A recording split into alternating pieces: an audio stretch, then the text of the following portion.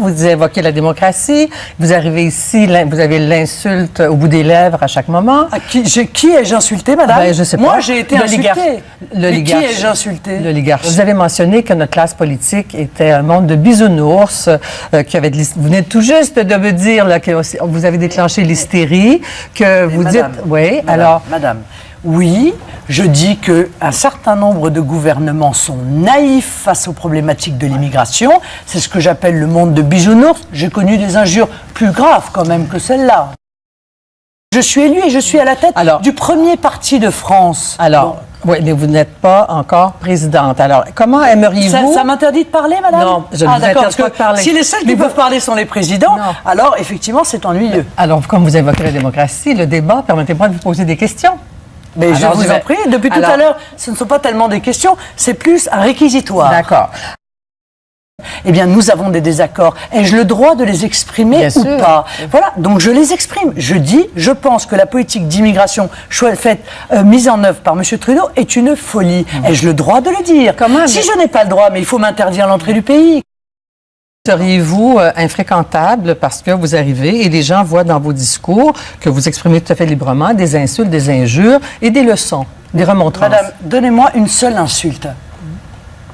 Vous êtes journaliste, madame. Oui, vous êtes militante. Vous êtes journaliste. Oui. Bon, je vous posais la question. Par conséquent, vous êtes obligé de faire une analyse factuelle des choses. Montrez-moi une insulte. Alors, ils ont tous tort, ces gens-là. Non, montrez-moi, madame, vous avez dit insulte et injure. Montrez-moi une insulte et une injure. Je ne réponds pas à vos questions, madame. C'est moi qui pose des questions. Ah bon, madame le procureur, alors si c'est vous qui posez les questions, en effet, dans ces termes-là... Je vais vous faire entendre... Madame, je n'ai insulté personne.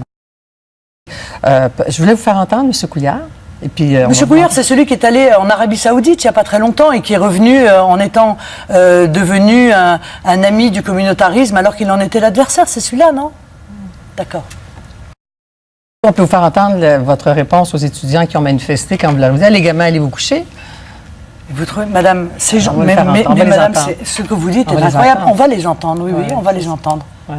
On va laisser les autres. C'est une grande originalité.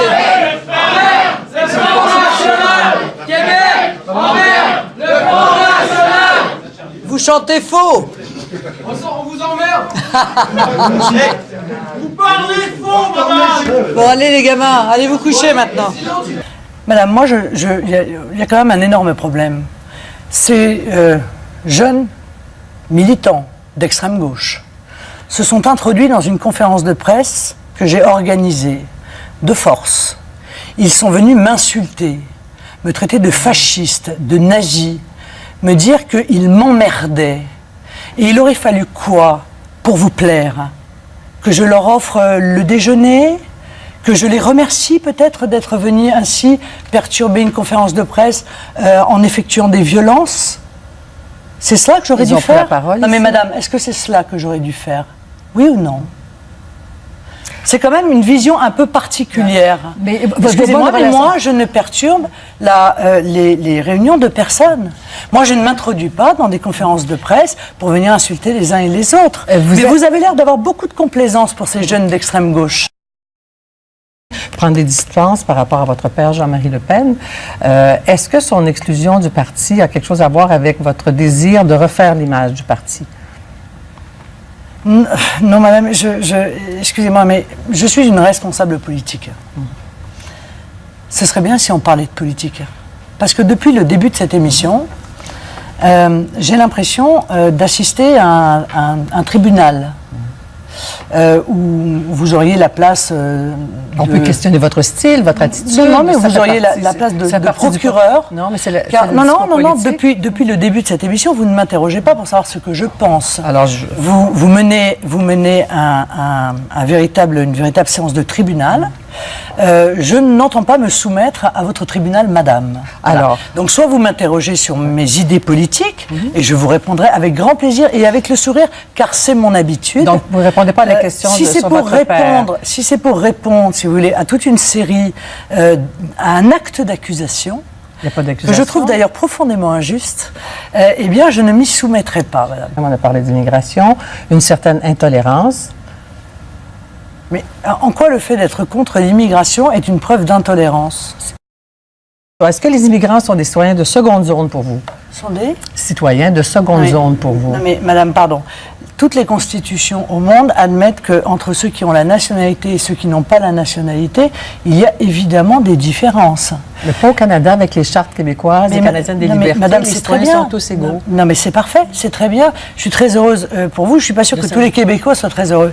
Oui, à compétences Pourquoi égales. parlez-vous au nom des Québécois? Oui, le français, il a qu'un seul pays. Donc s'il ne peut pas travailler dans son pays, eh bien, il est difficile pour lui de l'obliger à s'expatrier. C'est pas du racisme. Alors que l'étranger qui C'est pas du vient... racisme, ça? Mais quel racisme y a-t-il là-dedans? Il peut être légitime et naturel pour des personnes de s'interroger sur le caractère discriminatoire ou le caractère raciste de cette politique. Non? C'est pas légitime de Mais poser madame, des questions mais là-dessus? madame, quel racisme? Expliquez-moi parce que je n'arrive pas à comprendre. Quel est Non, le non, c'est vos racisme idées. dans cette Je politique? vous pose la question. Non mais je vous ai répondu. Ouais. Mais vous continuez à me parler de racisme. Quel racisme y a-t-il dans cette politique? Alors, Quel est le racisme? Là, je n'arrive même pas à comprendre. très bien. Alors, forme d'intolérance politique. ou d'exclusion, est-ce que ça nourrit pas le... Mais qu'est-ce que ça veut dire? Vous avez l'air de débiter comme ça une série de mots sans chercher même à savoir s'ils correspondent à la moindre réalité. Se peut-il que la politique du Canada ne soit pas une folie? Si en Europe, ça te pose un problème, qu'au Canada, ça ne soit pas une Et folie. nous en reparlerons dans 10 ans, peut-être. Ouais, Ou peut-être même avant. ouais. Et votre slogan, je crois, c'est la France apaisée. Est-ce que on apaise la France quand on met l'accent sur des peurs qu'on peut créer chez les gens face à l'immigration, face au terrorisme, face à la situation économique? Vous croyez très Je sincèrement, vous pose la question. vous croyez très sincèrement que c'est moi qui crée la peur du terrorisme, madame? Ou la peur de l'autre, la peur de l'autre. Ou ce sont les 130 morts du Bataclan? Donc on dit qu'on est en désaccord avec quelqu'un, mais on ne le traite pas de raciste, de xénophobe, de fasciste, etc. Parce que ça, c'est la facilité. Ça, c'est quand on n'a pas d'argument. Non, mais ça peut Quand être on la est réalité. incapable d'avoir un argument sur le fond, Ouais. on utilise cette Qu'est-ce que litanie, on sort la boîte à insultes et on se sert raciste, xénophobe, etc. Et on pense qu'on va comme ça discréditer l'adversaire sans avoir besoin d'échanger des idées, de confronter des arguments. C'est précisément d'ailleurs en gros ce que vous faites depuis le début de cette émission. Madame Le Pen, merci. Merci à vous. Merci à vous.